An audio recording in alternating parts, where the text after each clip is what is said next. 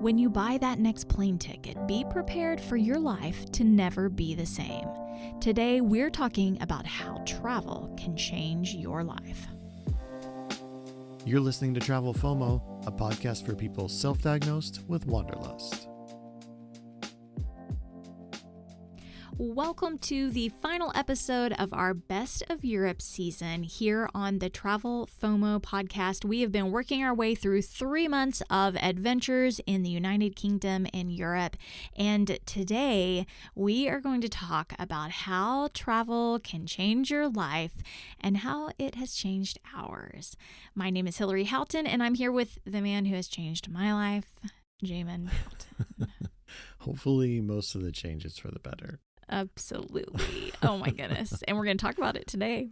We're going to talk about it. We're going to tell you guys the things that made us nervous and surprised and disappointed us, but also we're going to get into the things that we loved the most. Yeah. We're going to talk money. Yeah. We're going to get into the overall budget, what we actually spent whenever we talk about being in Europe for 3 months, the things that we would do differently and how it truly changed us. And we are also going to wrap it up with an interview from somebody else who has been completely and totally impacted by travel. We're going to do an interview with Katie Portanova today. She is an Italian lover and travel guide, and she has a podcast of her own called Florence and Me. And so we'll get to talk with her towards the end of the podcast. We are so looking forward to it. So let's jump in. It's just really thoughtful conversation today. I'm so excited for it. Yeah, not necessarily location-based, just overall how travel can make you different, and why we think it's important, why we do the podcast, why we encourage people to travel.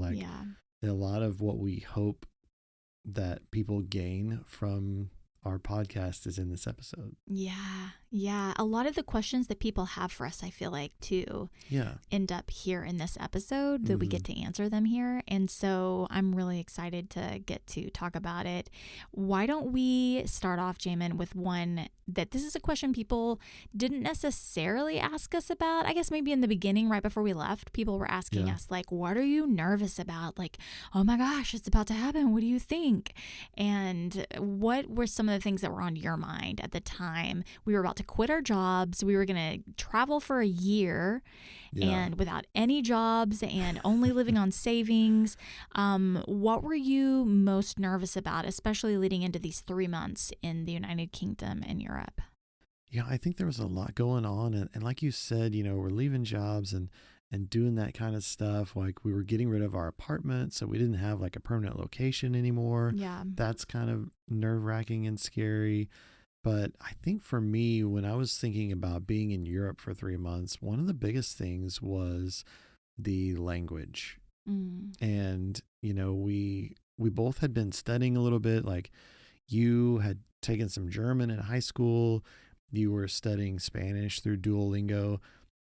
I was studying French through Duolingo, but we were still going to end up in places like Greece and Czechia and other places like that, where we just didn't have time to even begin. Right. And so I was like, how are we going to do this? Like, signage is going to be different and all of this. So I was nervous about that kind of stuff. And when you do hop off a train or a plane in a foreign place and like all the signage is in another language, you just kind of look around and you feel lost. Yeah. Because you're like, I have no idea where to go. And so I was pretty intimidated by the idea of constantly being in a place in a language that I didn't know. Yeah. Well, and I feel like no matter what somebody tells you, no matter how many times somebody tells you, like, it's okay, the language barriers isn't an issue. Did that give you any peace? No. It really didn't. And so I could tell you all day long that, oh, my sister and we backpack Europe, it's not going to be a problem. And it doesn't necessarily calm your nerves. Right. And I felt like that's one of those things that, like, it's just until you experience it, you really can't know that it really will be okay. And we were going to so many new countries too, that I was like, well, you know what? Never been to Czechia. Never been to Greece. You and I were doing that for the first time, and I didn't know either if it was going to be okay. Yeah, I mean, I think for me, we went to, I think it was like 36 or 37 different cities. And for me, I'd been to like 4 of them, 5 of them. And so it was constantly a new place for me, like always like a city you've never been to. And I think all of that was kind of a little nerve wracking. Yeah. And I think the easy thing for my mind to go to was like, you won't know the language. Yeah. Just because like it was the easy to identify problem. And I feel like that it's just easy to like cling on to those things, and you build them up in your mind that like, oh, this will be really tough, because you don't really want to think about all the other stuff too. And so I think for me, like language was the one that stuck, but it really was not a problem at all. We were never in a situation that ended poorly because we didn't know the language. Right, right. And I mean, navigating the train system, that can be like kind of on your mind a lot too. Also, we've got all these belongings at home, and like, are these things going to be okay? Yeah. Like we had an Airstream at home that we were just storing like in a carport kind of area, and hoping somebody didn't break in to rob us of everything we own. Well, that is the thing. We had like 3 storage units. Right. One with our stuff from our apartment, one with our Airstream, and one with our truck. Yeah. All in different places. Yep. And so it was a lot to coordinate. Right, right. I was most worried about our safety. I was always worried about our safety, which goes right back to like my sister and I backpacking Europe, and I was like just a bundle of nerves, and I didn't have as much fun. I wasn't that nice or friendly to people because I was always worried that every person was a bad person.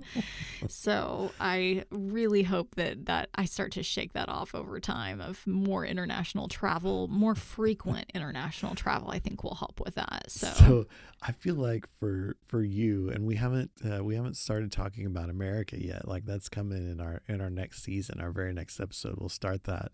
But for the most of, well, not the most of, but the first third of our time in America, you were nervous about bears. Oh, for sure. So were you more scared for our safety in Europe, or bear attacks in the U.S.? Definitely more scared of bear attacks in the U.S. Yeah. Yeah. Yeah. But, the number one worry probably was being away from our dog, Maggie. Yeah. Like it just killed me. And she was in wonderful hands. Your mother was graciously taking care of her the whole time. She had an incredible backyard. Your Papa Bo, your grandfather, was there as well, and he loved on her way more than any attention she ever got from us. So she was eating bacon and all kinds of stuff while we were gone. So she was doing just fine.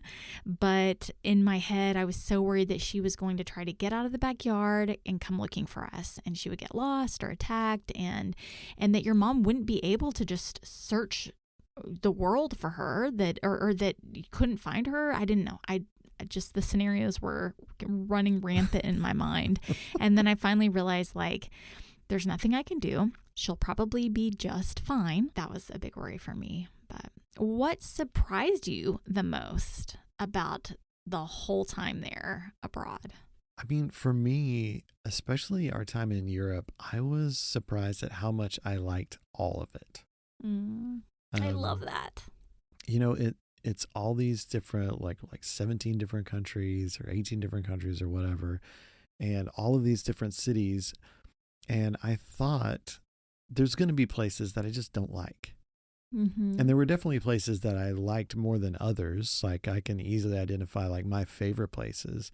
But I was amazed at how much I enjoyed all of it. Even places that we didn't know much about, or that I thought like, well, it's okay. Like it's kind of necessary. Like Athens. Yeah. Athens was a place that's like, okay, we're flying from Rome into Greece, and we're going to kind of start and so we'll spend a couple days in Athens and see the Acropolis and all this stuff. And I thought, it'll be fine. Like, I wasn't dreading it at all. I was like, it'll be fine. It was amazing. It was amazing. I loved it. Yeah. San Sebastian, another one that I was like, well, we've heard the food's good there, and it kind of makes sense where we want to go. Like, we'll leave Bordeaux and go to San Sebastian and be our first stop in Spain. But I was like, but I kind of will just kind of be waiting to get to Barcelona. Right. But we wind up in San Sebastian, and I was like, I wish we were staying longer. This place is amazing. Even like Valencia, again, was another one that I was like, well, like I'll really be looking forward to Barcelona. And Valencia will be fine. We'll go to the beach. And we show up. We're staying in this little fisherman's village. The Airbnb is incredible. The people are amazing. Yeah. The food's really good. Like, we go to the most beautiful market that you've ever seen in your life. Just this amazing central market in this city of Valencia with all this fresh food and fresh produce. And we had tortillas and empanadas and churros, and it just, all of it was so incredible around every corner that I was just blown away that I could like every piece of it, and every piece of it for multiple reasons. We were going to Lyon, and we thought, well, we'll have some really great food. It's like the culinary capital of the world, and we'll have some really great food. But the atmosphere and the buildings and the people and this place in France were just amazing. The people were so amazing in Lyon. And having conversations in a t-shirt shop with the guy working behind the counter, where you sit and you talk for 20 minutes and you hear about like what he thinks about America and what first comes to his mind and things like that. And it was just incredible how much I enjoyed every piece of it. Yeah. What surprised you? I think I was surprised about the places that I didn't really know anything about. So kind of like you mentioned, surprised that there were some places that you kind of put on the calendar more than I did. Right. And it was like, you're like, I've heard good things. We should do this. We should do this. And you showed me pictures, and I was like, yeah, we should do it. But there's a difference between like owning it in your heart and letting somebody else own it. And I felt like there were places that you owned in your heart a little bit more than I did. And I was surprised that when we left, I felt like I owned them in my heart too. And so it was really, one of them that comes to mind is Strasbourg. You had really put it on the calendar for us, really thought like we got to find a way to get there. And so we get there. I love it. We've stayed in the historic district. It was literally like going back in time and being in the little Beauty of the Beast village and living in a little cottage on the river. And we would open up the windows and people would be taking pictures of our Airbnb from across the stream. Yeah. And you'd like wave at them with a glass of wine and be like, I can't believe this is my real life. And, I don't know, just stuff like that just really sticks out to me. And I knew nothing about that place before you had put it on the calendar for us. And so I love learning new things and going new places. And so for me, it was those new places that just like really stand out too. I was also really surprised at how inexpensive it was. Yeah. It was like really, when it was all said and done, it was really pretty inexpensive. And we were going to get to that, guys. We are actually going to go into our finances and the budget here in a second and actually tell you this is what we budgeted, this is what we actually spend, and here's how it was allocated. But it was surprisingly inexpensive. And when I look back, I wish I hadn't been as hung up on the cost of things and really let myself enjoy it a little bit more. And there were times I think it would have been lovely for us to just have a bottle of wine by the river in a cafe. And I held myself back and, and was like, no, we can't afford to do that. And when I should have just been like, buy the bottle of wine. We're never coming. We might never get to come back here. So, anyway, I think that surprises me, especially in a lovely way, how inexpensive it was.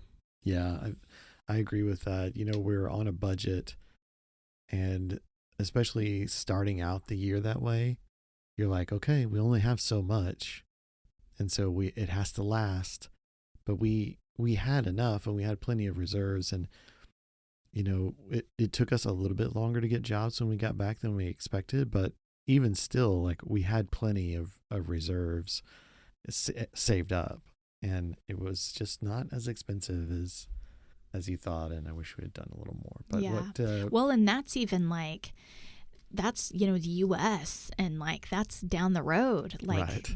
this part of it specifically is kind of what I'm speaking to, is this Yeah. specific part of gap year was so inexpensive and so full Mm-hmm. of memories that just blow me away. Was there anything that disappointed you about that 3 months there? Honestly, I wouldn't. Well, I'll say this: I wouldn't change it. I think we did exactly what we should have done, but I hated having to rush so much. We wanted to see so much. It's such a rare opportunity that we had to keep moving. And so having to rush through, I felt like every place when we left, there was like 2 or 3 things that I was like, man, I wish we'd have gotten to see this, or I wish we'd have gotten to do that. And I just wanted there to be more time, really. Yeah. I wouldn't have given up any of our stops. So if you gave me the same amount of time, like, I would still have done what we did. Mm-hmm. But I just wanted more time. Yeah. What about you? Anything that you were like disappointed in? The food in Germany still leaves me lacking. No. Scratchy tails in the Airbnbs. You didn't like the scratchy I was tails. not a fan. I just never knew if I was going to arrive to an Airbnb where I felt like everything was like clean and fresh and smelled good, or if I was going to arrive somewhere where I was like, I don't know if y'all washed the sheets last time somebody left. I don't know how many times you brought a towel for me to smell, and I'd be like, it smells like a towel. Because I thought it smelled bad? Yeah. Oh. You're always like, you smell this towel. I'd be like, it smells like a towel. Well, it's and then interesting. one time you run into the room and you're like, smell this towel. And I was like, oh yeah. And you're like, isn't that amazing? It smells so good. Yeah. I think we were in a hotel that time. Yeah. Well, and the thing that I look back and notice is that, like, we would have washing machines, but we wouldn't really have dryers necessarily. Right. Yeah. And so you kind of realize, like, these people in Europe, in many instances, they are washing the towels in the laundry and they're hanging them to dry. Mm-hmm. And it's not exactly like out in the wind getting like tossed around and dried fresh, it's hang drying. Yeah. And then it might be a little stiff. It didn't have fabric softener in a dryer kind of situation.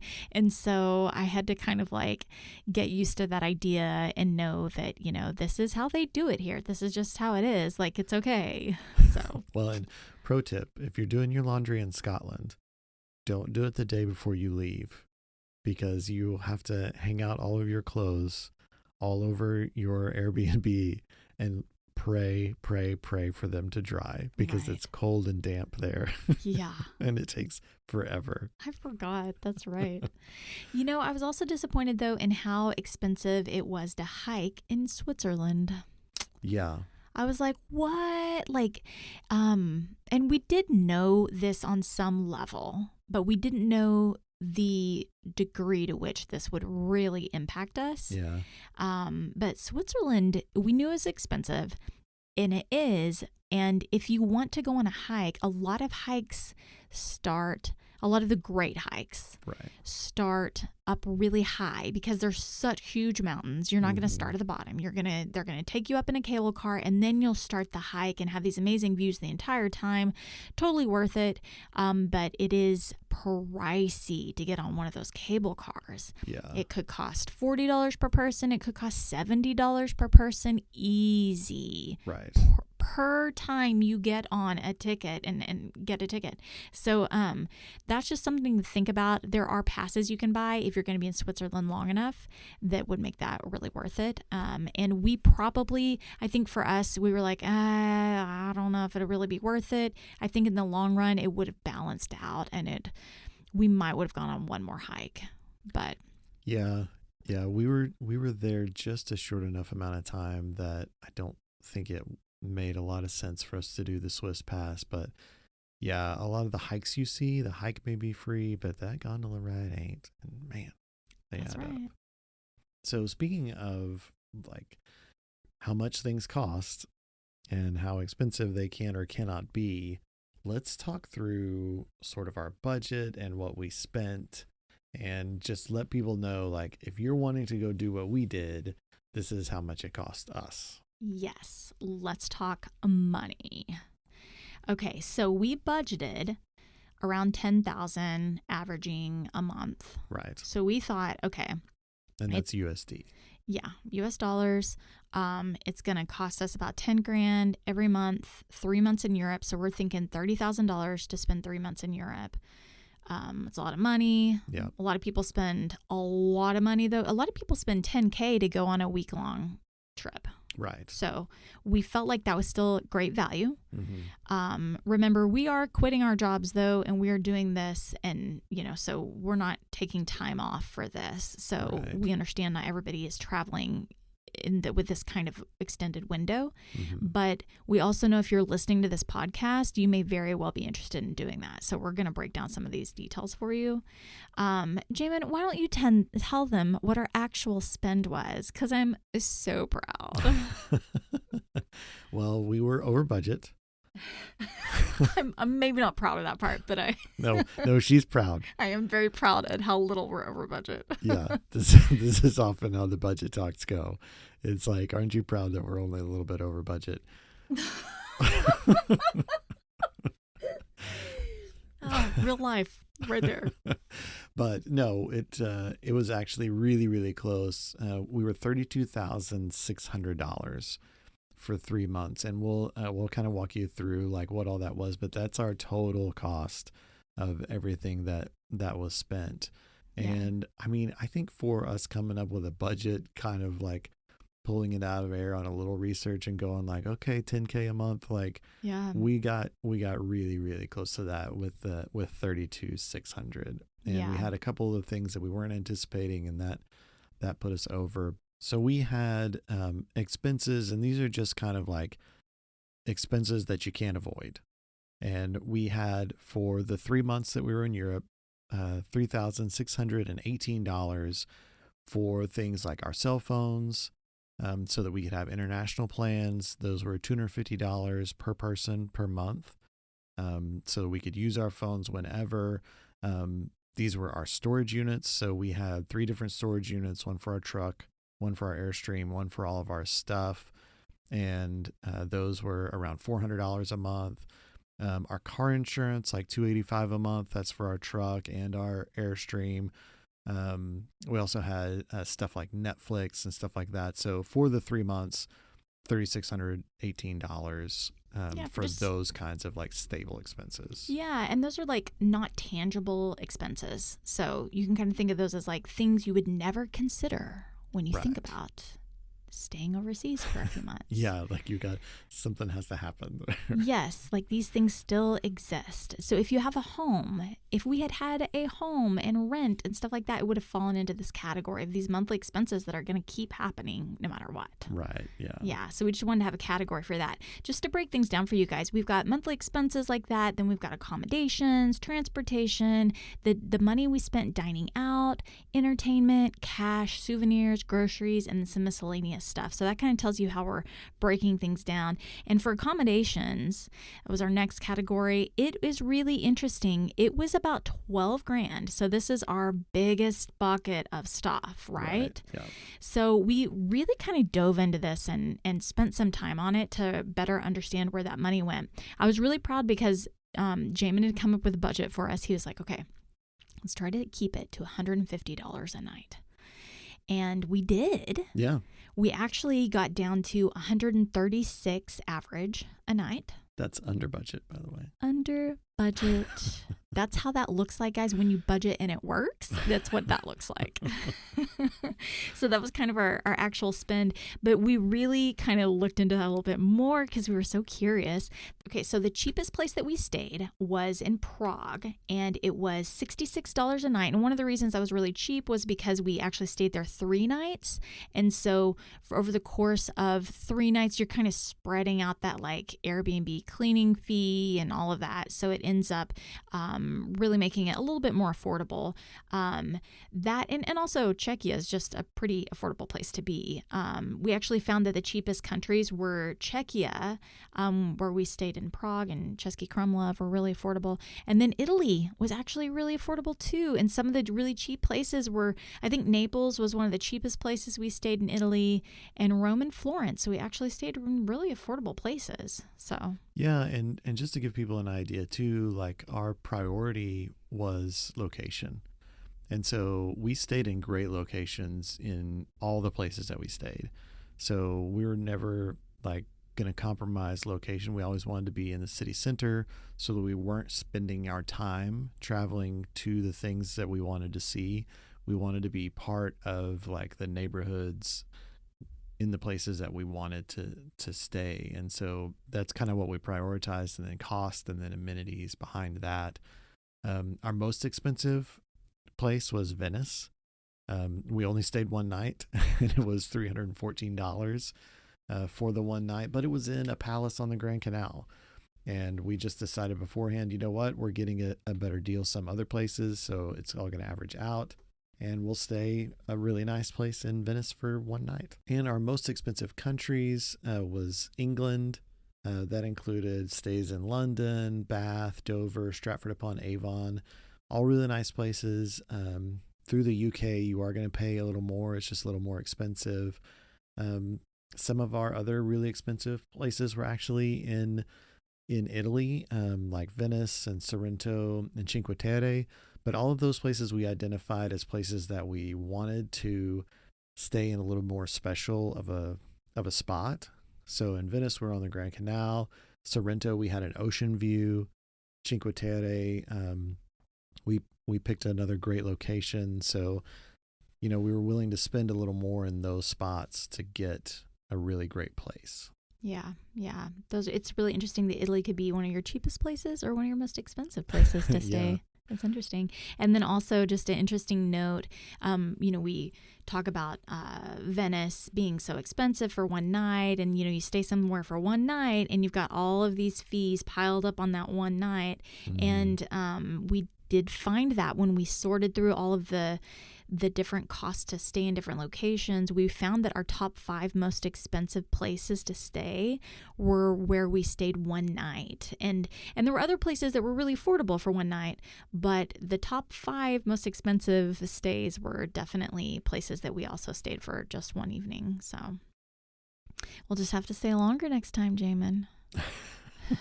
Make it work for the budget. Or maybe we stayed only one night because it was expensive. That's true too. That is true. Okay, so when you look at transportation, we spent around $4,100, $4,151.74 to be specific. Not that you guys really care, but we'll break that down for you a little bit because it's really interesting. Transportation is so different over there. Yeah. So you're looking at different kinds of costs that in America, you might think of renting a vehicle or taking a taxi or something like that. But in Europe, they use a lot of public transportation. And so that is what we did. We started out with a Eurail pass, which was like our bare minimum. We were going to have a Eurail pass, and we bought a 90-day global pass, and we did it on Black Friday, on the Thanksgiving day, or the Black Friday right before we went on gap year. So that would have been like a good 7 months in advance at least. Yeah. But that was great because we got it 50% off. Yeah. So it was like $950 per person. And that pass it doesn't cover everything, but it covers huge chunks of train travel. Yeah. So we had hoped it would cover ferries too, but it not enough to really matter. Not the way that we wanted it to work out. Exactly. Some of it, it was too complicated and limited for us to actually deal with it. So it also doesn't cover things like train reservation fees. And so that's just something to know that some trains require reservations and Eurail does not cover the cost of those reservations. You're also going to pay for things like buses. That's included in this cost that we mentioned. And I think we spent around $500 on ferries. Because once you get to Greece and Italy and stuff, you end up really wanting to be on the water and the ocean, and there's a lot of ferries involved. We also did a lot of flights. We spent, $800 for both of us on all of our flights? Yes, and that's because we used points right. for our flights from the U.S. to London, so that ended up just costing us like $425 in like fees. So we definitely recommend, if you are disciplined enough to pay it off every month, getting a credit card that will allow you to earn some kind of points. Yeah. We have one that earns us American Airlines points. We use it on a lot of our vacations that we take, a lot of our flights that we take, we use points for. So it's a great way to pay for a little of your travel if you are disciplined enough to pay off your balance every single month in full and not get yourself charged interest, because then you'll be going the wrong direction. But great thing to do. And then we took a lot of local airlines around, like Ryanair, and those flights cost us like $375 total. And that's flying from Edinburgh to Dublin, Dublin to Paris, Rome to Athens, and Mykonos to London. And that's the cost for both of us to do 4 flights. You're talking 8 flights for $375. And those budget airlines like Ryanair, there's a lot of rules to them about like getting to pick your seats, or like anything that you want to do is going to cost you a little extra. So just know that, like, luggage and check-in bags and everything is going to cost a little extra. If you want peanuts, I think you can go to the bathroom for free, but that's probably it. Yeah, I think your seatbelt might be included. Maybe. But yeah, so just know that. But know that you can get around really cheap in Europe for that. Yeah. Okay, so our second highest cost, or category, I guess you could say, was dining out. Yeah. And for us, this includes a lot of different things. So not only restaurants, but cafes where we're getting coffee or getting a pastry or stuff like that. We include gelato, little treats along the way, popping into a pub and having a pint or two, having a spritz in Rome, like all of that we included in this dining out expense. And it was around $5,620 for the 3 months that we were there. Yeah. And again, we tried to be really conscious to not eat out expensively a lot. Like, we tried to go have really great experiences in the cities that we were in, but we knew kind of like, we're going to go have one nice meal in each city. And then the rest of the time, we're going to try to make it a little cheaper and be more conscious of what we're spending. And that's how we were able to do it. And I feel pretty good about that number. Like, I think that that's a reasonable ask. And I probably would have even spent more if I could go back. Yeah, I think me too. And just to tag on to that, we also had a grocery category, and that was around $1,000, maybe almost $1,100, it looks like. And so, you've got $5,600 dining out, another $1,000 or so for groceries, another $1,100 for groceries. So, you're looking at $6,000 to $7,000 worth of eating. And I will say, like, we did a lot of groceries, and we would cook at home. We would make sandwiches and take them with us, like when we're out during the day, and we would eat sandwiches on a train or stop and eat sandwiches in a park. Yeah. And that's a really fun, great experience. Yeah. And going to a local grocery store is super cool too. It's a cultural experience in itself. Yeah, if you want to go to a place where there's not going to be a lot of tourists and it's going to be mostly locals, the grocery store is where you're going to find that. Yeah. And it was awesome to see what there was. So definitely recommend doing that. Yeah. So why don't you tell everybody about like entertainment? Yeah. So surprisingly, we honestly didn't spend as much on entertainment as we did on just eating and enjoying the cultural foods. Entertainment was around almost 3,800. And this includes things like the tours. Some of that was walking tours. There's probably some costs in here that's not included, which would be like some of the cash we spent giving a tip to a tour guide or something like that. So that came out of some of the cash. But we documented so much of this though, guys. We bought all kinds of tickets, this would include tickets to see something in the London theaters or the William Shakespeare Theater in Stratford-upon-Avon, or going to a castle, and it's going to cost you money to get into a castle. And so all of those types of things we put into this entertainment category. And it was, all of them, with the exception of some you guys may have heard in the last episode called Worst of the Worst. All of them, other than those, were really worth it. So, yeah. And we had some big ticket stuff in there too, like paragliding. We did an amazing Chianti wine tour in Florence. We did the Blue Grotto tour of Capri. Some like bigger ticket stuff that was definitely worth it and really cool, and that's all included in that number. You did mention that we took cash. It was around $1,000, I think like $970, and we took $600 with us, and we ended up getting money out of some ATMs in some places. I know in Chesapeake Crumb Love, there was hardly any place that took cards. I think like we paid for our dinner with a card, and everything else had to be cash because it was such a small place. Yeah, that's right. We had to get some Czech crowns out, but you know what's interesting too, though, is that we came back with a lot of cash, and we did not counter that or include that in this. Right. But we did come back with at least £100 worth of cash.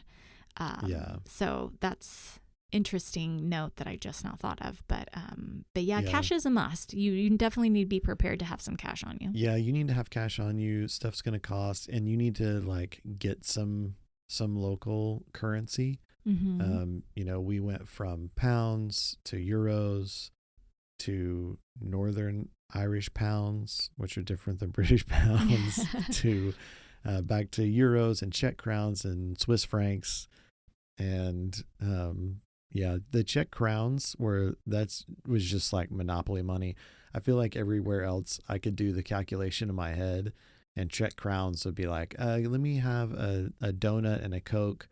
And they'd be like, that's $750. You're like, I don't know if that's cheap or expensive, but here you go. Here's 750 crowns. Yeah, exactly. We also kind of had a category set aside for things that we bought that are tangible items you can wear or hold in your hand or put on your feet. As we bought several pairs of shoes while we were there. But honestly, it was around $1,200, $1,260 actually, and these are items that we call souvenirs, the whole category souvenirs, because it's items we bought for ourselves, items we bought for other people and maybe shipped home or actually brought home with us. And a lot of that did include like clothes for ourselves or shoes. You needed a rain jacket at one point, we bought you a rain jacket. But the interesting part is if you really look at that $1,200 and you break that down, that is spending, that's like $200 per person per month. Yeah. That's not much. No, it's not much, especially for souvenirs. Feasible. Like, I bought multiple, like a dress. Oh no, how many dresses? Like 4 or 5? A bunch. A ton of dresses. A pair of pants, at least one pair of pants. 2 pairs of shoes. One of them being a pair of Doc Martens. A ton of stuff. I really did. I came home with a different wardrobe, it felt like. But, yeah. And I love it. Well, it is like, I do recommend buying clothes in foreign places because you always, and buying something of quality because you can usually get a pretty good deal. And then you have something that is tangible that you can use and that every time you put it on, you think of it. Yeah. And, you know, I have a pair of shoes that we bought not on this particular trip, but a time before in Rome. And every time I get that pair of shoes out and put them on, I really like them. And I always think about how I got them in Rome. Yeah. And so it's just a fun way to like spend a little money on yourself, treat yourself, but walk away with something like tangible and usable. Yeah. Yeah. Well, and then we had this random little category of miscellaneous stuff. This could probably have fallen in under entertainment now that I think of it. But we had things like, you know, sometimes you have to pay for the bathroom.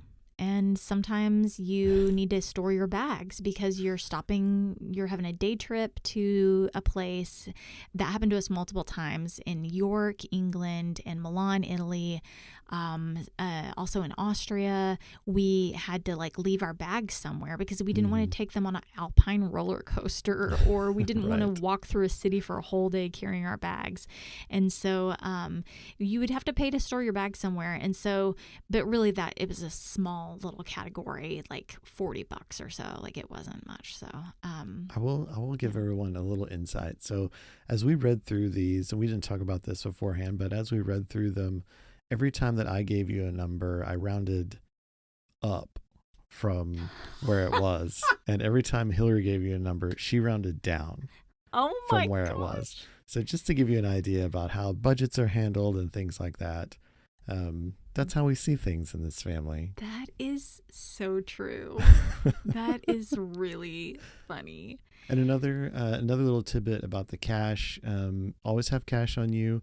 Bathrooms in Europe typically cost cash. And if you're Hillary, you don't ever have cash. And so you have to come to me and ask for cash. Yeah, you always need to bring a Jamin.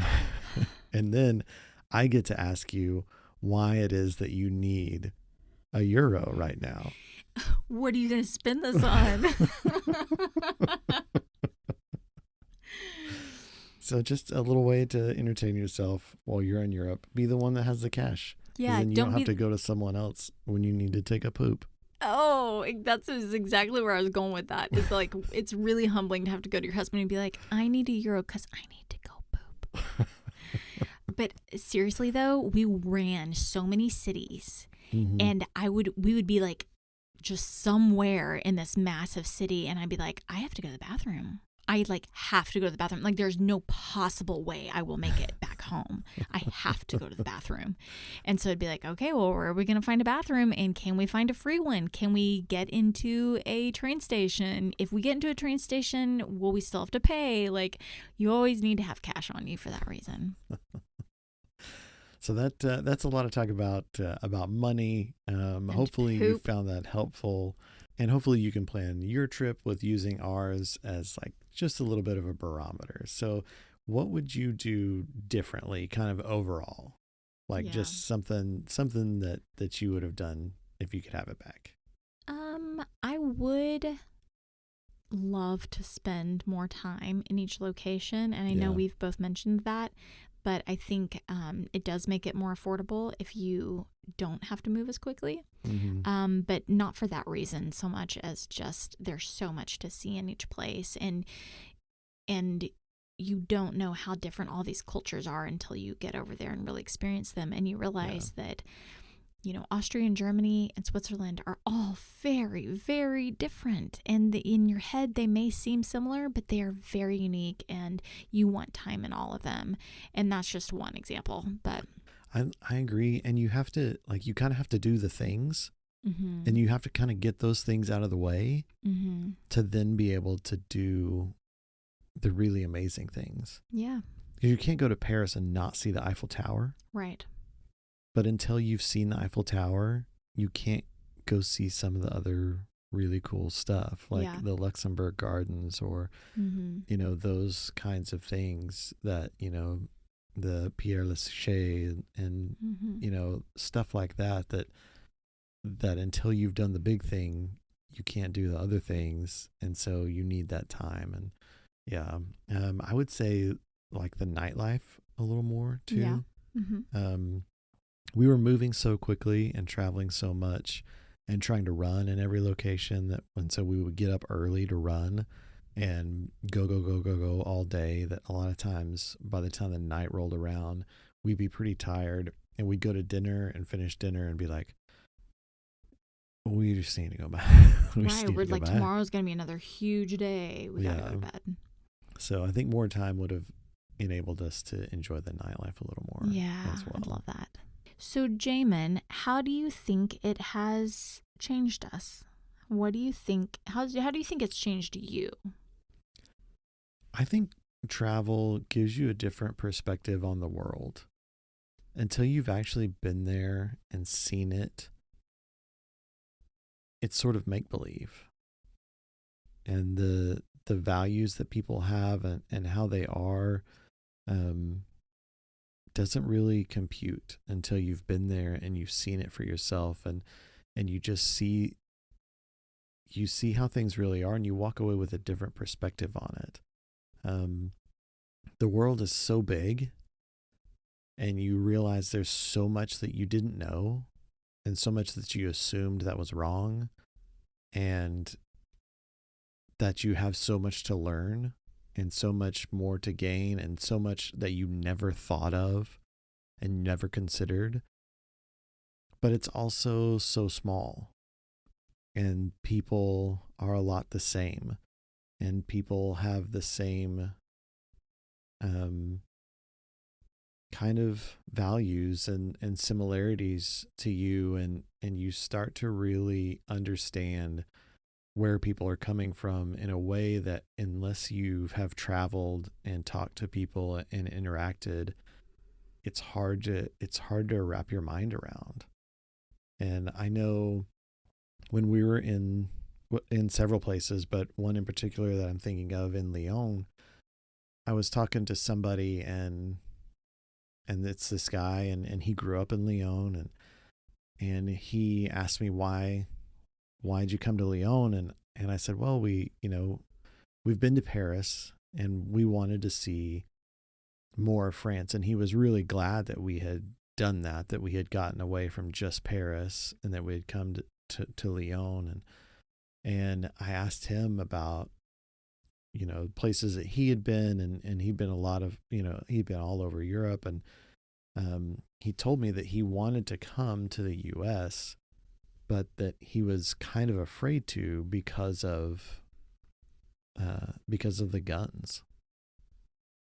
And, I have no idea where people are politically, and that's not what this is about. I don't want to have that conversation, but I had never considered that before, about somebody's perspective and what someone thinks a world away of where I'm from and who I might be.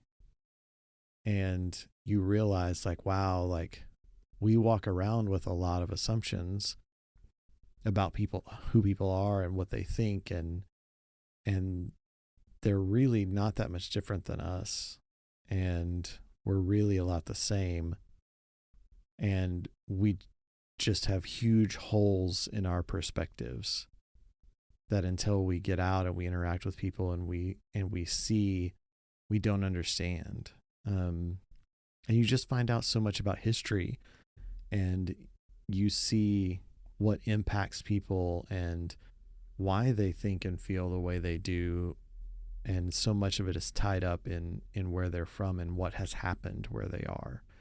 And you understand why things are the way they are because of the history that's taken place there. And it's so much perspective coming at you all at once that you can't really prepare for. What about you? How do you think that you are different now than before we went? Well, I think something you just said is really a good stepping stone into one of the main things that I think about when I ask myself this question. And it's the idea that this whole trip made me more curious. And I was already curious, and maybe less curious as much as I adored other places. Yeah. I was like, oh, I just love it there. I just love it. I just feel so much peace over there. And this made me more curious about things like world history. And because every place you go, if you go on a tour or something, you go back centuries and centuries, and you end up learning something from way back. But then you go to the next place and they tell you their same history through all those same years, but the history is different. And then you go to the next place and you go on some tour and they go backwards, and they might hit up like the Black Plague and they talk about the Black Plague, but their story about the Black Plague is different because it hit at a different time, or it had a different kind of impact. And you start to see really quickly the world history happening and overlapping all at the same time over these centuries, and you get to hear it played out. And that was really fascinating to me. It did make me want to go back and study world history and the impact that we all had on each other over centuries and centuries and centuries. I think that's pretty fascinating, and I've never liked history.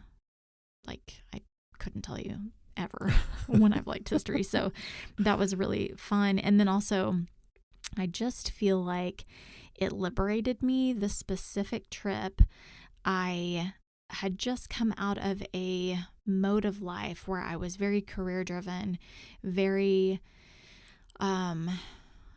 had a very clear identity of who I was, and it revolved around who I was at work. Yeah. And that included my personal appearance, my way of thinking, my attitude, everything. And it all stemmed back to, well, who am I 8 hours a day at work? Right. I say 8 hours a day. It was more than 8 hours a day a lot of times, but it was right. it was all consuming.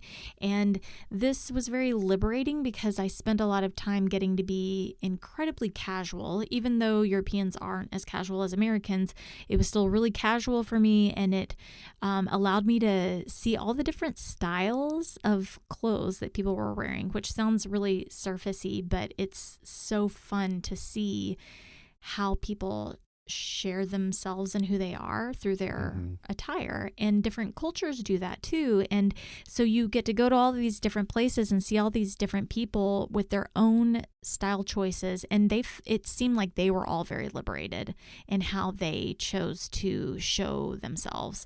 And so it allowed me to do that as well. And I feel like now I've kind of gotten back to this older version of me, or younger version of me, I should say. A younger version of me that isn't as worried about aligning with people in my circle, people within my generation or my age. Instead, now I feel like I look at a style and I go, do I or do I not like that? If I like it, I'm going to wear it, and I don't care who's wearing it, or I don't care that they may be younger than me, or they may be older than me. If I like it, I'm going to wear that, because I've spent so many months watching all these people walk around where it's just at a certain point you throw your hands up and you're like, I don't know what's fashionable, because everywhere I go there's a different style, or there's no style at all because everyone does their own thing because they're liberated.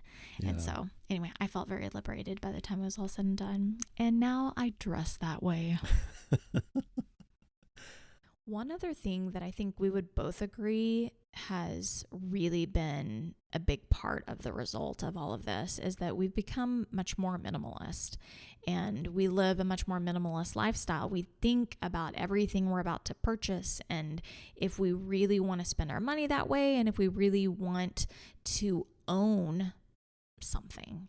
And I feel like it's even made us more eco-friendly, because Europe is so much more eco-friendly, and just the idea of like buying used clothes or buying something that's recyclable, it's, for us, it just feels so much more like we're seeing the big picture of life. And that's definitely been impactful for me. It's definitely changed whether or not I own a lot of things. I would rather spend my money on the experiences than all of these possessions and belongings that have historically been a part of my life. Something that I can attest to, because we went on this trip, but is not my concept by any means. It's something that I've heard about a couple times and read a little bit about, but it's this idea that unique experiences lengthen your life. And here's what I mean by that and what that concept is. If I think about 3 months of my life when I am working and doing my thing, and you ask me like what happened for those 3 months, and if you're just going through life like everybody has to do, it's part of life, like you go to work and that, like I could tell you I probably worked out a little bit, probably ran a little bit, I worked a lot. I might be able to recall hanging out with some friends or an instance of this or that. I might be able to tell you about 1 or 2 meals during that 3-month period, and a significant life event. If somebody had a kid or if somebody had a milestone birthday or anniversary, I might be able to recite that for you. But it would be like 3 or 4 days in that 3-month period that I would have a really good grasp on what happened that day. But if you introduce unique experiences like we did for 87 days while we were in Europe, I can tell you about almost every meal that I ate.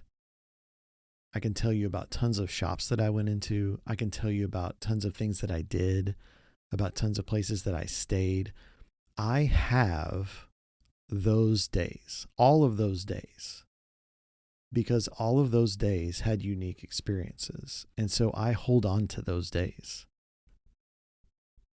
Whereas in normal life, without those unique experiences, a lot of those days are just gone. And they're just work. And I sent some emails and I was in some meetings and I got some stuff done, but those days are just gone. But travel creates those unique experiences and gives you those days. If you think back to the last trip you went on, and you may not be in a place where you can go like travel for 3 months. We're not in a place right now where we could go travel 3 months right now. Like we're working, we have our jobs, like that. It's part of life. But if you think back to the last trip you took, you've probably got most of those days. They're yours. Your life has become lengthened by those unique experiences. And I think that's something so invaluable that we took from this gap year experience, is all those unique experiences and all those unique days that we have now that have lengthened our life. I think that's such an amazing concept and is so, so true for our time in Europe. Absolutely agree. Yeah. Where did you first read about that? I remember you sharing that article with me and I just thought, that's incredible. Well, I came across the concept in a very juvenile way. It was mentioned on a show called Good Mythical Morning that I watch on YouTube. If you're a fan of Good Mythical Morning and you know who Rhett and Link are, maybe you heard it too, but that Rhett shared it randomly as this thought. And I was like, that's interesting. I'm going to look into that. And I looked it up and found that article that I sent to you and have read other stuff about it. But that's where I was first introduced to it, was like a really juvenile show. I love it. I love it. I feel like that is so motivating for me when it comes to travel and how it contributes to your life and how you could spend money on so many other things, or you could spend it on lengthening your life and your memories, lengthening all of those memories that you get to hold in your brain. Yeah. Yeah. You won't live longer because of it, but you will live more. Yeah. Live more fully. Yeah, exactly. Well, we wanted you guys to also get to hear from someone else whose life was dramatically shifted after they started traveling internationally. And so today we have an interview discussion that we are going to include here with Katie Portanova, and she is an Italian lover and a travel guide, and she also hosts a podcast called Florence and Me. And so today we are going to continue this conversation with Katie. We're going to dive right into that interview and hear what she has to say about how travel changed her life and how it impacts her on a day-to-day basis. we will go ahead and get started. One of the things I do want to point out real quick is something that stood out to me whenever I heard your podcast is you kept talking about your mother-in-law living in Castel Fiorentino. And that really stuck out to me because I've never heard anybody talk about that little village. If some of our listeners might remember that if you go back to one of our first seasons, the secret season, we interview my sister and the two of us kind of reminisce on our time that we spent backpacking Europe, and we hit up Castel Fiorentino. Oh my gosh. So cool. It's so crazy. It's crazy because literally no one knows that town except me and you, and your sister. I know. Because right? that town, it's so funny because like that's the town where my mother-in-law, my father-in-law, they renovated a house after they fell in love. It was my father-in-law's second marriage because my Stefano's mom sadly passed away in 99. So my mother-in-law loves it there. She's actually from Trentino and she doesn't want to go back because she loves Tuscany. So I love it. Yeah. That's awesome. I'm so jealous that you have an excuse to go there all the time.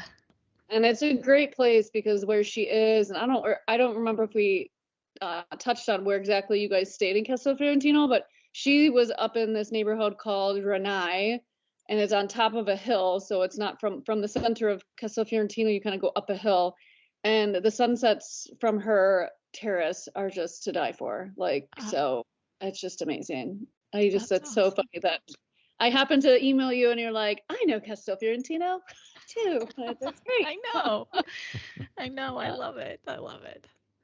Well, Katie, before we get too far down the road, why don't you tell everyone just a little bit about yourself, about your podcast, the tours that you do, just a little bit about you so that everyone can get to know you. Yeah, so my podcast is called Florence and Me. I start from the beginning. I don't have seasons. I'm not cool like you guys. I'm on episode 70 something. But at the beginning of my podcast, I talk about my journey of living abroad and like studying abroad and all that stuff. And then it goes into like travel tips and stuff. I try to give as much information to my audience as possible.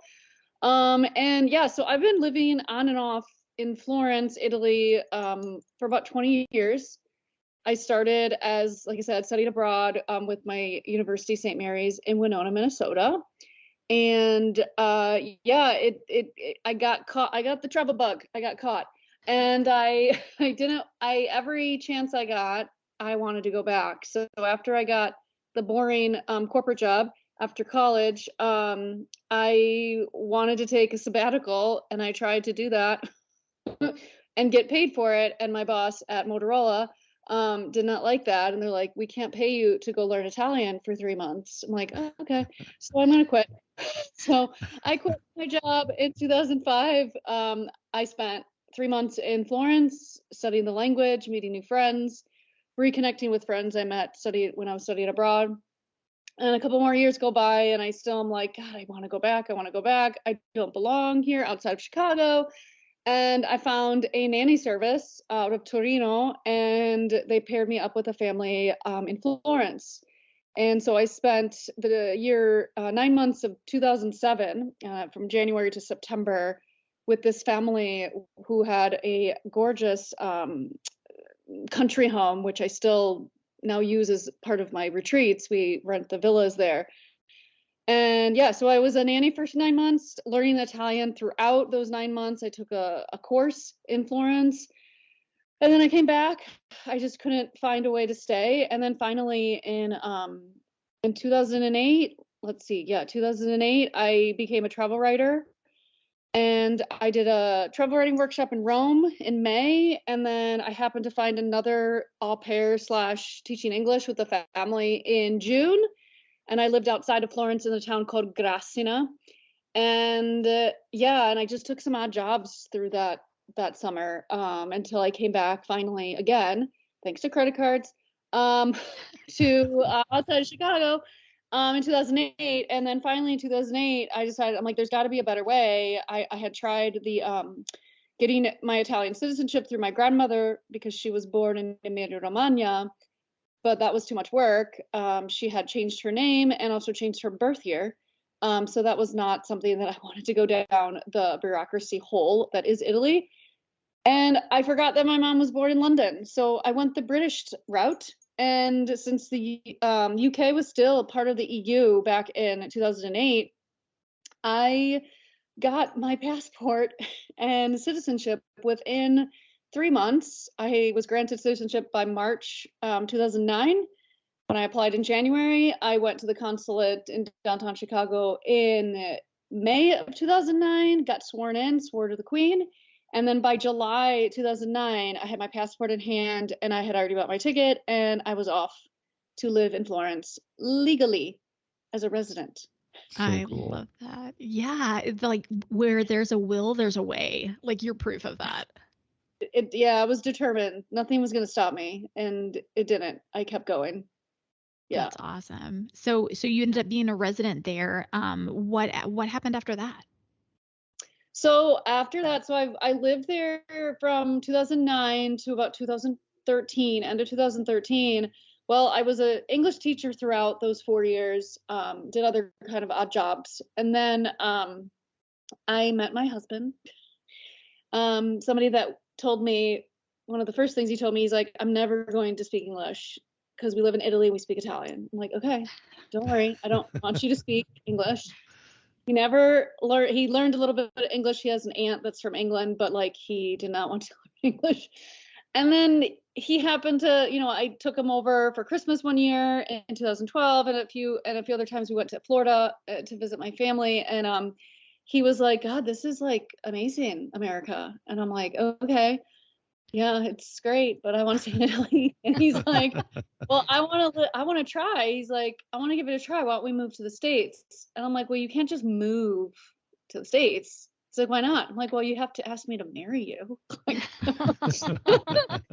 And so within a few months after that, he popped the question on our anniversary of our first date. And so I found the one Italian, and there's not a lot of Italians that leave their homeland, and he was willing to try and start from the bottom. So Stefano and I have now been married for almost this year is 9, next year will be 10 years. So yeah.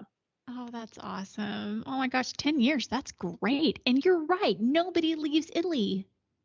No. And all of his friends were like, what are you going to do? You're going to eat McDonald's all the time? You're going to we're like, hey, are you watching way too many sitcoms? Because even his family, some of my, his aunts and uncles were just like, oh, Stefano, you're going to get so fat. And, Italians are pretty, and I'm like, no, he's not. He's not going to get fat. So I'm like, oh my God. Yeah. So it was a leap of faith. He was willing to do anything. And just this past July, actually, he was promoted at the district. He works for a high school district in my town. And he's now in charge of a school, being a building supervisor. So I'm so proud of him. It's like a typical immigrant story, not typical, but a happy immigrant story that he started from the bottom. Mm-hmm. He was fired from his first job because basically they said he didn't speak English well. It was very not good. And then he just found the first job he found, and then he had a great boss where he was at this other school, and he helped him and mentored him, and I'm just so proud of him because it's kind of like what I did reverse. I did the same thing. I went and found jobs. I went to random schools in Florence and said, hey, do you need a teacher? Because I can teach. And yeah, I just walked in and just poured my heart out. And that's he's a rare breed of Italian because not a lot of Italian men like to do that. Yeah. That's awesome. So cool. Okay, so with you being you having been an Italian resident and your husband being from Italy and your podcast is so focused on Italy, I love that because I feel like you're able to give such practical advice to people. And I was wondering if, for our listeners who are paying attention and maybe really thinking about booking that next trip to Italy, what would you say to someone who is going to Italy for the first time? What would be kind of your general guidance? And I'm sure you give this guidance to your own individuals that you're taking on tours all the time. What advice do you give? Yeah, I really strongly always start with like try to speak the language. Do the best you can to ask for dove bagno or just the simple questions that you need. Like I'm trying to think of like another simple question, but il bagno is like the bathroom. That's usually people just say il bagno and like add an X, like a question mark sound after it.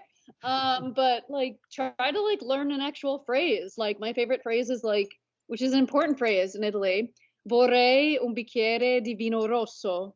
I would like a glass of red wine. Oh, Please. that's a good one. Yeah, so that's always a fun one to play with. I talk about that one a lot because it's that one phrase is the one that made me really want to stay longer because there's just so much to the language and so much to the culture. And this one bartender, when I was studying abroad, he spoke perfect English, and he's just like, "Well, I'm not going to give you this glass of wine until you say this correctly." I'm like, "Are you serious?" He's like, "No, I'm not." I'm like, "Okay." So then I kept practicing until he was like, "Okay, that's good enough. Like, here's your glass of wine." But like, I'll always remember that phrase. So vorrei un bicchiere di vino rosso. It's just like the most beautiful sound. But yeah, so try to speak the language. Maybe a great option is to get Duolingo on your phone. It's a really great app because you can speak, you can pronounce, they pronounce it to you, then you can repeat it back. Another one that's good is Google Translate because it's come a long way since when I studied abroad. So it's actually pretty accurate. And I will say that because my parents and my in-laws actually met up in Italy when we weren't there. For my other cousin got married to an Italian, and they met in Venice, and they literally had a conversation for about an hour and a half on Google Translate. So you can do it with that. I think that's a great option. So very much try to speak the language because Italians love when you try to speak their language. Don't expect any place you walk into is going to repeat something back to you in English because they're not. You're in Italy. You got to just get in your head. You're in a different country. Another one is go where the locals go. And I don't know if you guys did this when you were in Italy or anywhere else, but like find that neighborhood that's outside of the center of a big city, or in a small city, you're fine because usually there's one street. So you're probably fine. But when you're in like Florence, for example, I have some neighborhood guides that I have on my website for purchase. And the neighborhood I stayed in was called Statuto. And it's not far from the city center. And now that there's a tram via, and there's a lot of buses, it's easy to get around. And I would just recommend going where the locals live. Like it's residential. There's a few pizzerias. There's a grocery store nearby. Because that's where you're going to learn the language. You're going to go to those open air markets that tourists aren't going to go to because they're not going to come out to Statuto. So definitely try to find places to stay and also where to eat, which is another one. Don't go to your Rick Steves book or your Let's Go Italy book. Like try to really research. TripAdvisor is good. I mean, I've used that before. But maybe try to like contact me. I can tell you where the locals go. Because I have consulting calls. We can talk about what, I can give you restaurant recommendations and stuff as well. Because that's, again, where you're going to get the culture. You're going to get those simple dishes that you're not going to get at a tourist trap, which is a tourist trap, if you don't know what that is when you go to a restaurant and you see every single flag around the world on the menu. And the menu is translated in all different languages, and they usually ask you right away, like, what language? Like, you English? Okay, here. And they throw the menu at you. So try to stay away from those. If they have multiple languages on the menu, that's not a good place to go. And then, yeah, I said, stay where the locals go. And then the last one I always emphasize is like, get lost. Put your phone down, turn your data off. And just walk around the small city you're in or the big city and try to get back to where you are staying.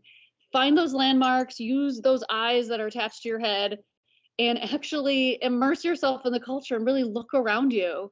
Because I think we're so hell-bent on being on our device and like, oh my God, like I lost my phone. Where do I go? Like, no, you can look at with your eyes and make sure you know the name of the street your hotel's on, and like ask people. That's where there's people on the street. Like, ask people, do you know where Hotel Savoy is, or whatever your hotel name is, and ask them. This is where communication is good. And like, our socialization is a little down because of COVID, but like, ask people. Don't feel bad about it. Like, even if you don't understand, maybe write down the name of the hotel and show it to an Italian and say, hey, where is this? Dove? Like, that is the most important thing, just to try and communicate with these people. So getting lost does not mean you're going to be lost, but it's going to make it's going to help you like really find the city and get to know the city when you are just like off the beaten path and not attached to your device. Yes. So yeah, those are my big ones that I think I would recommend. Yeah, I couldn't agree more. I think talking to a local is such a cool thing, and finding out some of the best things that we found were recommendations from somebody that was local that we had no idea about before we walked in. And I agree with you too. Like, some of the most fascinating things we did everywhere we went was just go to a grocery store and just kind of look around and see what's there. So it's a lot of I'd fun. love to see what like maybe what brands because there's a lot of American brands now that have come to Italy. But like, it's just funny just to see like the deli and all the cheeses. Oh my God, like I'm just thinking about it now. Like, just everything that's out there is just like, and then you can see the old little ladies like next to the produce, and they're just like chit chatting, and like, I don't. It's just like, it is an experience. Like, you don't even have to buy anything. That's a great way to like look at people and see how things work. Like, that's a great. I can't believe that's awesome. You guys did that. Well, and you've shared a little bit of your story, but tell us what really made you fall in love with travel. That's, we're kind of talking about that this episode. So for you, that you fell so much in love with travel that it moved you to make a big change. So what made you fall in love with travel? I think at the time when I was 21, 22, like, it was the uncertainty of what's to come. I was always yearning for something awesome to happen when I studied abroad. Like, we would go to these random places in Cinque Terre. We traveled. We went to London for a long weekend. Like, we did all these really like things that you probably wouldn't do when you're like, quote unquote, an adult, like late 30s, 40s. Like, just go up and go, and like, I'm gonna go to Cinque Terre for the weekend. Oh, I'm gonna go to Venice during Carnivale. Not something I'll do now because I hate crowds. But like, these things, like, I felt like I was very much in search of something that was going to just change my perspective on what I knew before studying abroad or before traveling. So like, I would randomly also just like, there's a lot of immigrants and a lot of like Africans and stuff coming up from Africa, and Moroccans and everything that would be selling, which you guys probably remember, like selling the faux bags on the streets of Florence and stuff. And sometimes like, I'd randomly be like walking through a park, and one of them would be sitting on a bench and like say like, hey, do you have spare change? I'm like, you know what, I do. And then I ended up like having a conversation with this African, just like a short one, like, and he was just telling me about his life, and I'm like, wow, like, you don't really do that in the States. Like, we have a different way of like approaching people, but like, because I was surrounded by people that were either European, Irish, Australian, African, Moroccan, Albanian, Croatian, like they're all different ethnicities, and you don't even know, like, you don't know their story. And then like, if I was sitting at a pub or at a wine bar or something, and someone walked in and they started talking to me, I'm like, oh, hey. So like, I don't know, there was just something about me like trying to understand other people, because I was taught in a way, like, I think we're all taught in a way when we grow up and we socialize and stuff, we don't always ask a lot of questions. But then when you're traveling and you're that young, in your early 20s, mid 20s, like, you want to know things like, hey, where did you come from? Like, oh my God, like, I didn't even know you were English, because Scottish accents, I don't know if you guys have ever heard a Scottish person like a really thick accent. They do not sound like they're speaking English. Oh, right. For sure. I had a friend named Simon who owned this pub in Florence. And I seriously, every time I ran into him, I'm like, Simon, are you drunk? Because I really can't understand you. And he's like, no, I'm going to work. And I'm like, oh, I'm so sorry. Like every time I'm like, can you just speak slower? He's like, how much slower can I speak? Like, I really feel like the first time I met my friend Yvonne, who's from Ireland, like I couldn't understand her either. And she speaks English, but it's Irish. Like it's just those things in your brain. You're like, oh my God, like why can't I understand her? She said she's from Ireland. Like, why can't I understand her? Like those types of things really caught me. Like, I want to learn more about people. I want to learn about different cultures. And it doesn't have to be just Italians, but I want to learn about people that I met a girl that was from, oh God, what was it? Libya. She was from Libya. And at the time when I was living there, there was like a big war going on in Libya. And like, I learned about her culture and I learned about what was going on there and how she escaped. Like I think there's just so much more to life. If you don't go outside of your box, which is your country, your city, wherever, you don't really get to understand people and you don't get to understand where people stand and where people come from. And like Anthony Bourdain would do, like he would just randomly go to like people in the street and start sitting there and eating with them. Like that's the type of mentality I have. Like, I mean, it's not like I would do that, but I mean, in the sense of like, I like to get to know people and I want to know like their story. And that's why I've told my story over and over again on my podcast and talked about things with other people, because it's just, once you know people's story, that's where connection happens. And you can find things that are in common, and you can maybe find things that aren't in common. Like when the one last thing I'll say is like when Saddam Hussein was supposedly, assassinated, whatever, I was in Italy at the time, and all the Italians were looking at me like, why do you guys always go into places and kill people? And I'm like, I don't know. I'm not in charge of the government. Like, I'm sorry. Like, but like, that's the perspective that they had about us at that time. Like, why do you guys always run in and start just killing the population? I'm like, I don't know. Like, I'm sorry. Like, but you see that side, as opposed to the States, you see us in a different way. So you get to also see your country in a different way.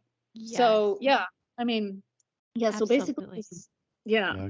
Couldn't agree more. The perspective you get is just so different when you travel than anything you could be exposed to if you never leave. I couldn't agree more. Yeah. Well, and honestly, Katie, that's where we want to go with this conversation too, because, we're all talking about in this episode, like how travel has changed your life. Can you elaborate a little bit? You were talking about what made you fall in love with it. Can you elaborate on how Katie is different now because she has traveled the world and spent so much time abroad? How have I changed? Oh God. Yeah. Well, I still want to move back to Italy.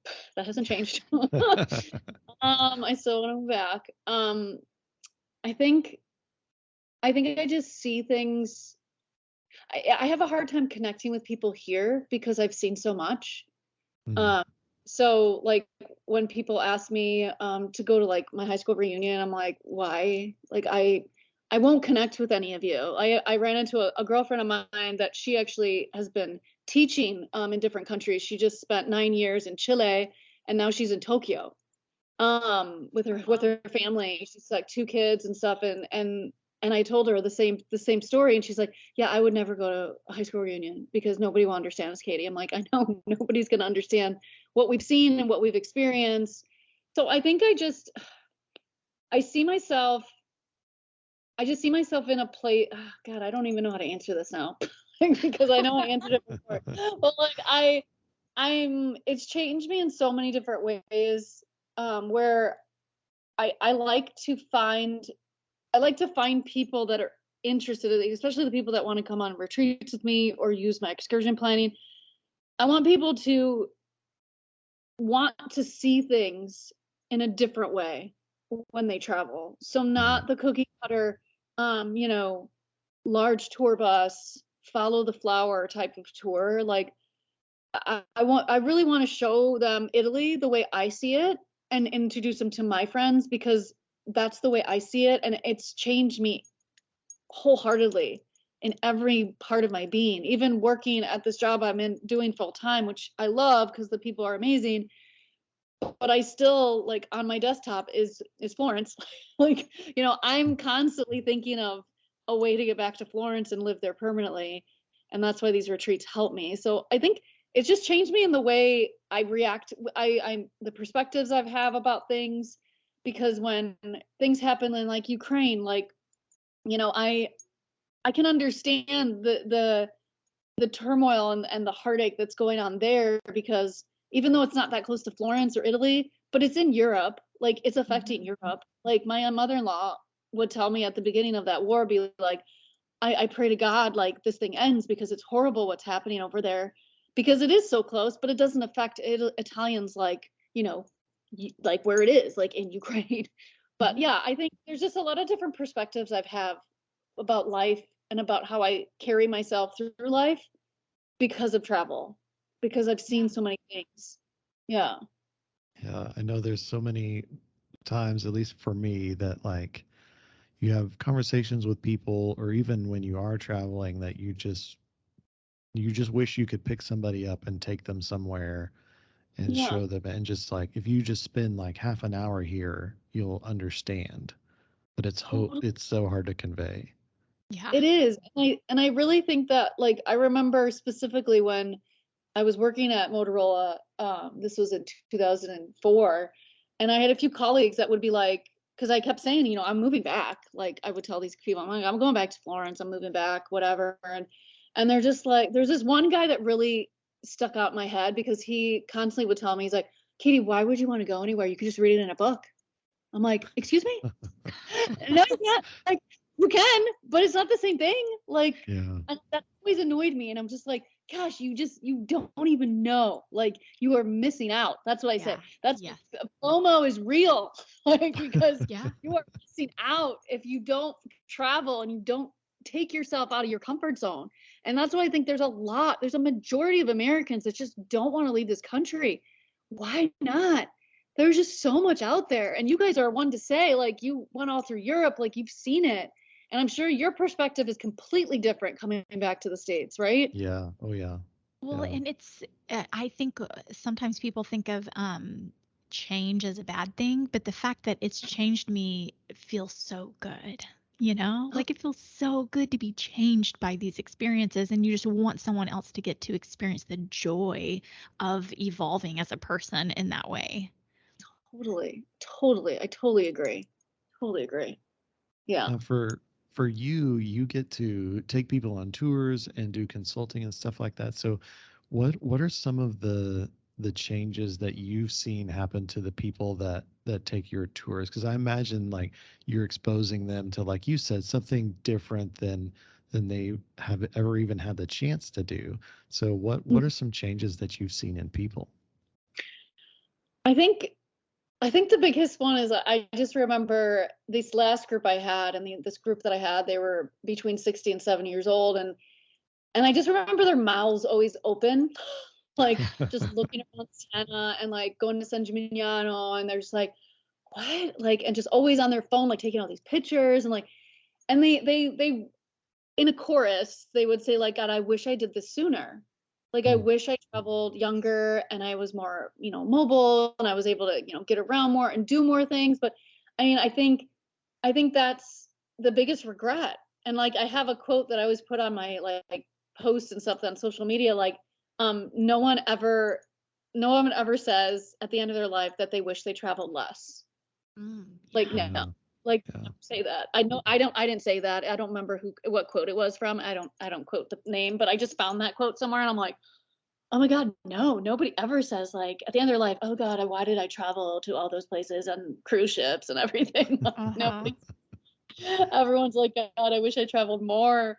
But yeah, I think definitely they change in the way they see things, the way they taste things. Like, my mother-in-law is our chef throughout the week, and she made just these simple recipes, and they were just like flabbergasted, like, what is this real? Like, where did this food come from? How did she do this? And she would just look like humbly at me, like, what, are they upset with the food? I'm like, no, they love it. They look, because they speak English, so she's like, I don't understand what I'm like, they just love it. They think it's amazing. She's like, it's just a simple crepe. Like, why are they freaking out? Like, I don't know, like, I don't know why it's so amazing. I'm like, because it is. It's simple. There's like 3 ingredients, and she added ricotta cheese. Like, that's it. So that sounds great. little things that came out through the week, like the pizza party they talked about a lot, because Maria and Vincenzo, who own the villa, they made a pizza oven this past, actually now it's been a year and a half that he built it outside in the garden. And so we have a pizza party one night, and Maria is an amazing cook. So she makes a million pizzas and just keeps putting them into our mouths. Like, so, and we're like, that's one of those things that one of the guests keeps bringing up to me. He still says to this day, he's like, I keep thinking about that pizza.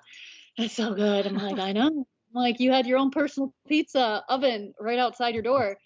But yeah, those are like the biggest things that they just wish that they traveled more before they did it before, and just like all the tastes and sounds and sights that they actually are seeing with their eyes and not through like a movie screen or anything. So it's just amazing, to see that. Yeah, the richness that it brings you whenever, like, it's not just that you're tasting it, it's that you're tasting it, and it's so much more I don't know, when I think of it, like I think of like some of even the flavors and stuff, you're like, I've had mozzarella cheese before, but it has never tasted like this. I didn't know it could. And things like that. Yeah.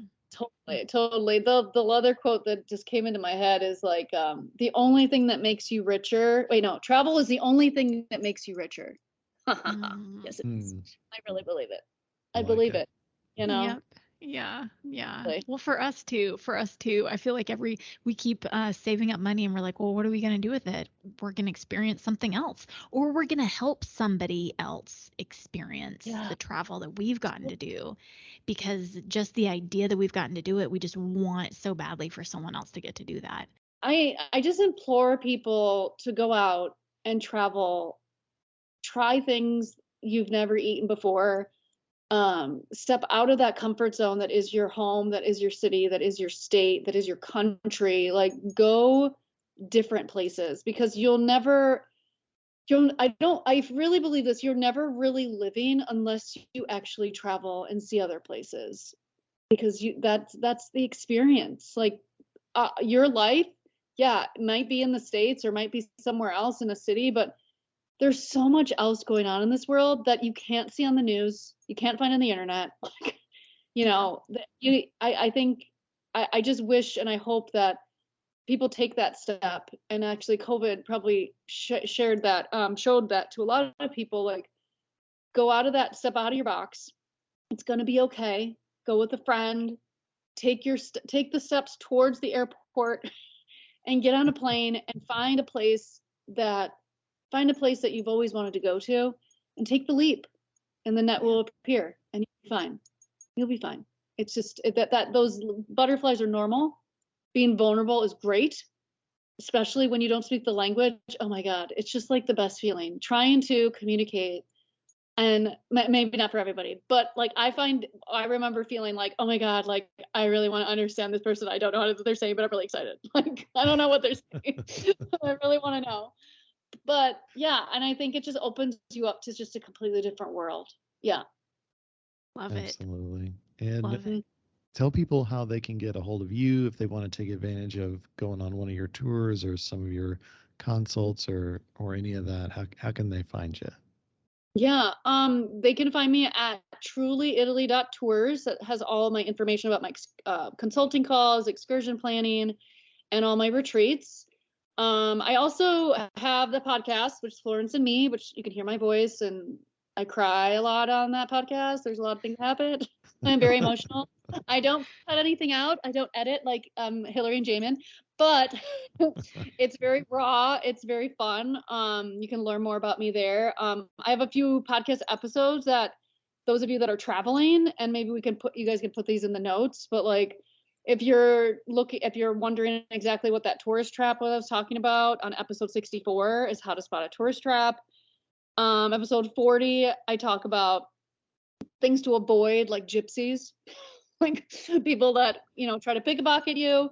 Mm-hmm. Episode 38, I talk all about train travel and driving in Italy. So, those would be really good episodes if you're about to travel to Italy that I'd recommend. Man, those episodes specifically, I'm like, I think that's really going to help people. I'm so glad we can point them in your direction. That's wonderful. Yeah.